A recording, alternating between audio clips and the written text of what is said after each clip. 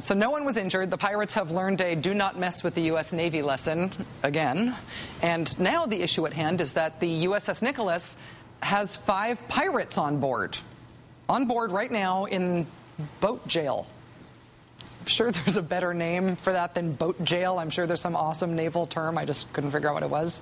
The last Somali pirate we took into custody is on trial in New York. Others have been sent to Kenya to face trial in the past. Even though the pirates are Somali, they can't really be sent to Somalia because Somalia hasn't had a functioning government for 19 years. So for now, at least while the USS Nicholas is still at sea, boat jail it is. Also, the greatest lost and found story since Homeward Bound came to an end today. On January 1st, 1804, the great nation of Haiti declared its independence from France. This bold proclamation was delivered as a speech by Haiti's revolutionary leader.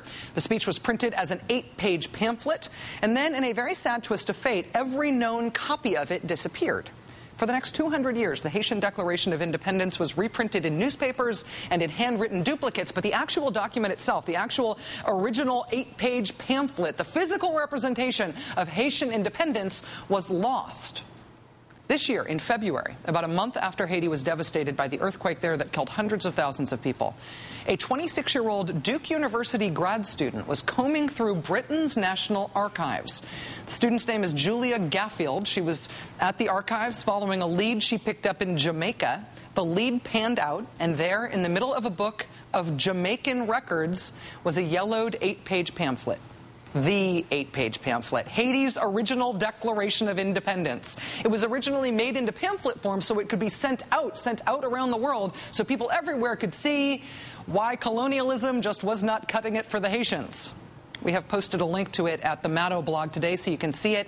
It is actually a really amazing thing, even if you don't speak French.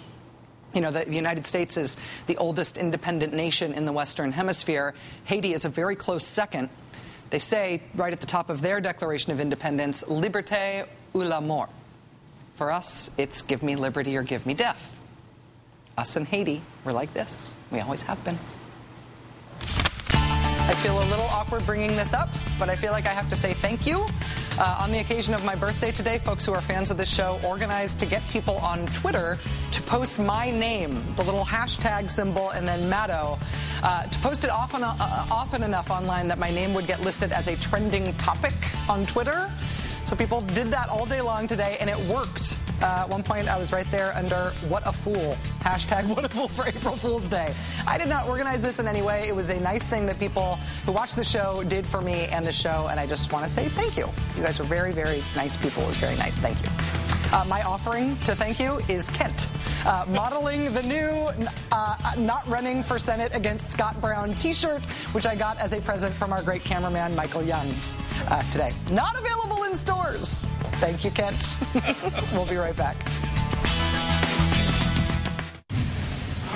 So it's only Thursday. Still one more day until the weekend. But this has already turned out to be a terrible, horrible, no good, very bad week for anyone associated with C Street, the lavish 12-bedroom, 9-bathroom townhouse in D.C. run by the secretive religious group known as The Family, which is home to a number of members of Congress. Today, the New York Times published new details about Senator John Ensign, a former C Street resident, and his allegedly trying to pay off his mistress by securing a job for her husband.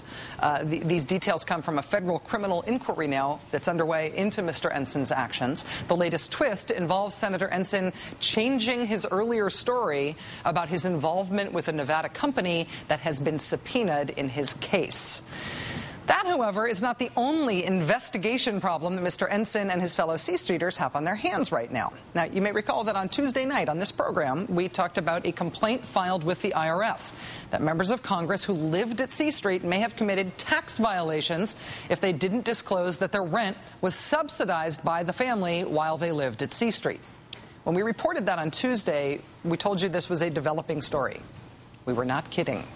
Today came yet another call for an investigation into the allegedly subsidized rent at C Street.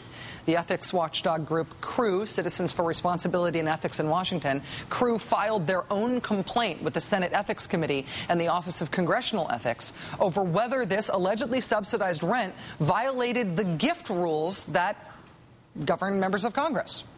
These congressmen were reportedly paying way below market value rent to live in pretty posh digs. Crew writes, quote, "Few Americans are lucky enough to have landlords who accept below market rent while also offering housekeeping and meal service. One cannot help but wonder exactly what the congressmen have done for C Street Center, Inc. in return for this largesse." This, of course, is the reason for the congressional gift prohibition in the first place. Since our reporting of those allegations on Tuesday, we have been contacted by a Capitol Hill source who wanted us to identify him as a person close to C Street. This Capitol Hill source told us, quote, "Your reporting will have more credibility if you ask these questions of 535 members of Congress and remove the religious and political bias behind your inquiry." Appreciate the anonymous shot across the bow. Brave, anonymous Capitol Hill C Street source. But the way this is heating up, you probably are going to want to have something better than that. The allegations against C Street residents are bipartisan. We have been asking the same questions to the Democrats and to the Republicans who lived there. There's not political bias here at all. And while there's no religious bias involved here either, this is, to some extent, a story about religion. It's about a secretive religious organization operating a boarding house for members of Congress, which it calls a church, and then using that fake church tax status to subsidize these congressmen's rent and keep it secret. If there are other members of Congress living in fake churches receiving subsidized rent, we would love to know about them too. Really, we're all ears. But so far, it's all C Street. Earlier this week, we contacted every current member of Congress we know of who either lives at C Street now or has reportedly lived there in the past. So far, only two of these members of Congress have gotten back to us, Congressman Mike Doyle and Senator Tom Coburn. And while the other members of Congress might want to ignore our questions about this, they should probably know that constituents in their own states and districts are starting to take notice. Here's just a sampling of headlines just from today. Brownback named in complaint about C Street house. Ethics complaint filed against C Street. Names demint. John Ensign faces ethics complaint over apartment rent rate. Or this one. Ethics watchdog files complaint against Stupak. Oh, here's another. Watchdog group files complaint against WAP and Schuler over C Street rent. So these members of Congress can feel free, of course, to dodge our questions as long as they want to. But it may not be just us asking these questions for too much longer. So earlier this year, the Republican National Committee put me on their mailing list for some reason. They sent me one of those fundraising letters they did that was a fake census form. Receiving that made me think a lot of things, but it mostly made me wonder about the RNC's much-touted micro-targeting program for their mailing lists. Turns out they're wildly bad aim for their mailing list targets. Me? Really, you guys? Turns out that was the least of their problems. We turn now to our RNC faceplant correspondent, Kent Jones. Hi, Kent. Hi, Rachel. You know, it wasn't just the C Streeters that had a bad week. Michael Steele and the Republican National Committee also had their worst week ever this week. Yes. They should cut their losses and take tomorrow off. Take a look.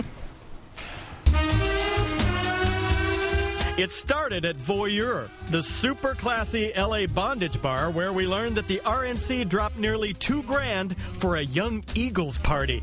Welcome back, fiscal conservatism. Then Sarah Palin said she won't be attending an upcoming RNC fundraiser in New Orleans, even though she's listed as an invited speaker. Sarah's team has twice asked the RNC to take her name off the list. RNC, I think you've been unfriended. Then there's American Crossroads, a new and rival group founded by former Republican officials that are hoping to elect GOP candidates this fall with money siphoned from potential RNC donors. Possible slogan? Give us your money. We won't buy table dances.